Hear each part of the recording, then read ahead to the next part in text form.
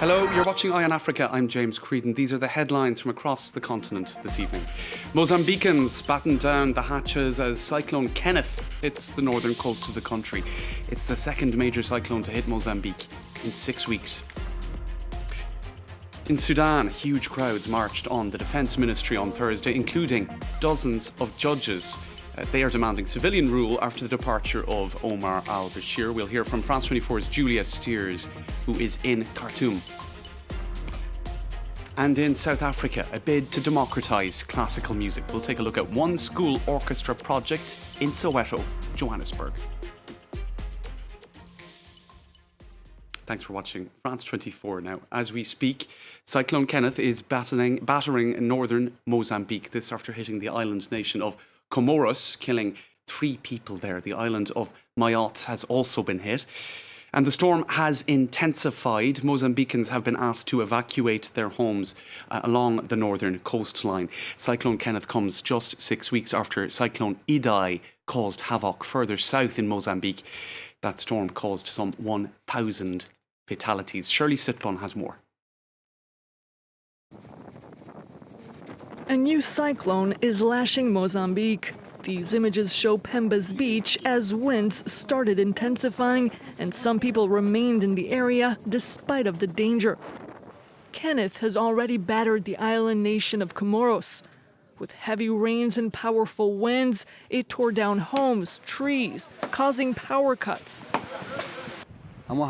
We couldn't sleep at night due to anxiety. The weather deteriorated, and we with the children didn't know where to go in the dark. It was raining heavily, and there was a lot of wind. The trees had been uprooted. Kenneth also caused damage in Mayotte, and since then it has intensified. Weather agencies say winds could reach 200 kilometers per hour and waves 7 to 9 meters. Mozambique dreaded such a storm. The country was devastated just over a month ago by another cyclone, Idai. It flooded regions further south, with 3 rivers bursting their banks, killing hundreds of people. One of the worst death tolls from a storm in the southern hemisphere. Villages disappeared, and the flooding destroyed crops before harvest season, a catastrophe for Mozambique, one of the world's poorest countries.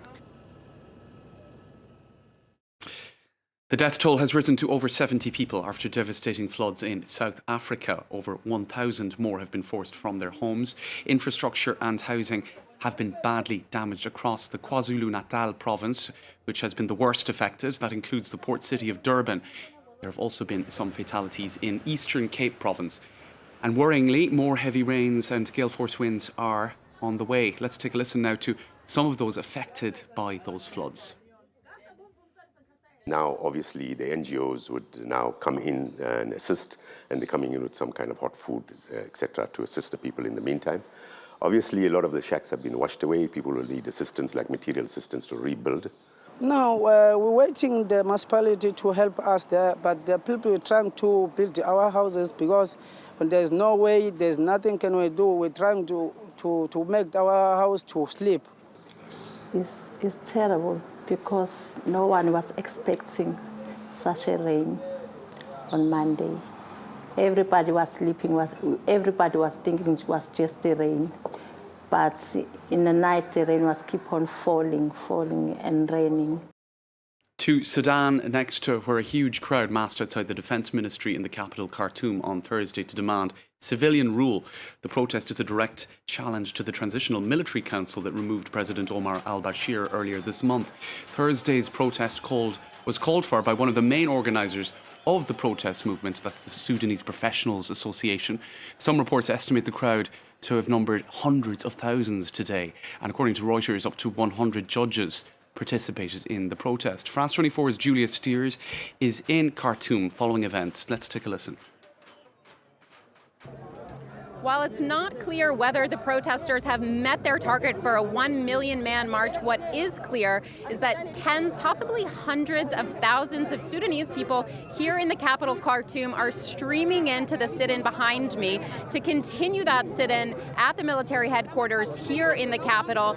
This comes just a day after the military transitional government said that they did make some progress in their talks with the protesters. However, as you can see here, the protesters are determined to keep the pressure up on that transitional council. We have come. We are here. We are troops that are never going to go backwards. Never. As you can see around us, we can breathe. We feel freedom. We feel pride and patriotism.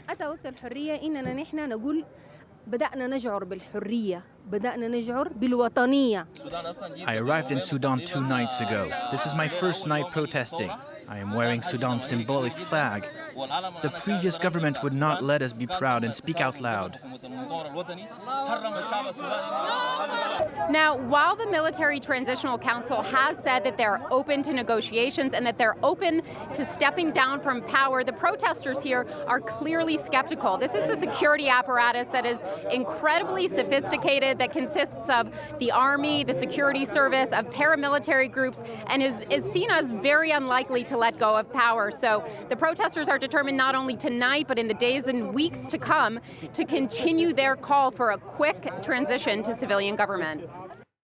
Next up, technology being put to good use in Ghana. A fleet of drones has been launched. Their purpose to carry medical supplies to remote areas. Now, President Nana Akufo-Addo has made a bold promise. He's saying it will become the world's largest drone delivery service. The policy is part of an ambitious plan to leapfrog problems of medical access in a country where the road infrastructure is poor. Lauro Di Basio has the story.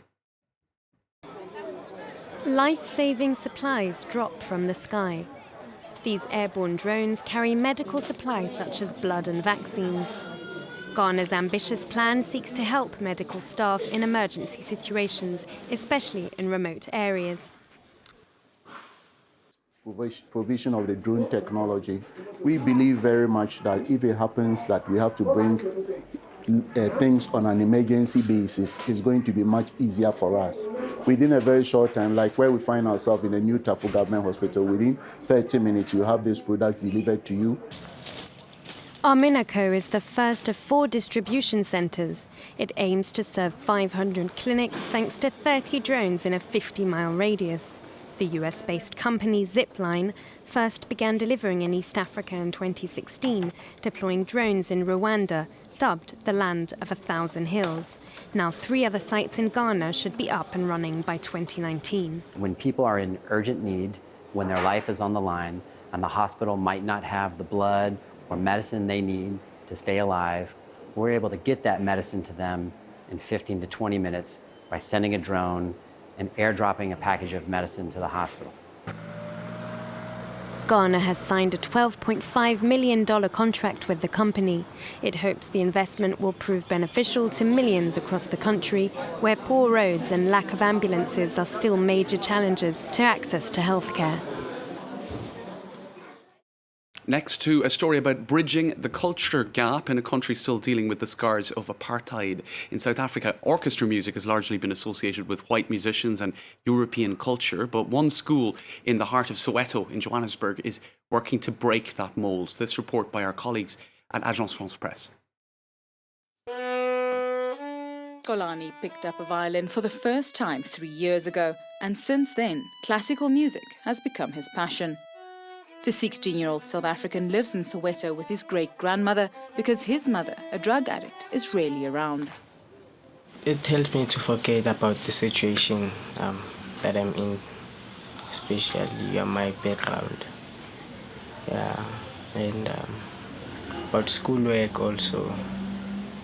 It distressed me. 5 times a week he goes to Buskade, a music school in the heart of Soweto. It was opened by Rosemary Nelden in 1997 after the end of apartheid.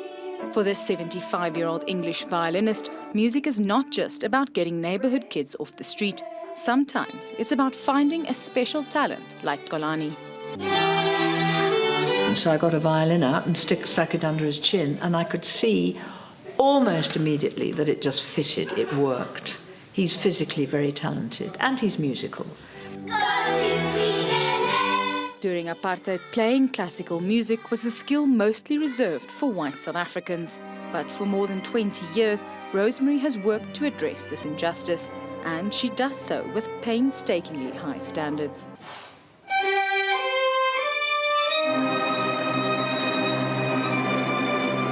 but the hard work pays off. At first, maybe the first few months or years for some, you could say she's very strict and you can't handle her, but as time goes on, you get to see why she does this the way she does it, because that's the only way you're gonna get it, you know.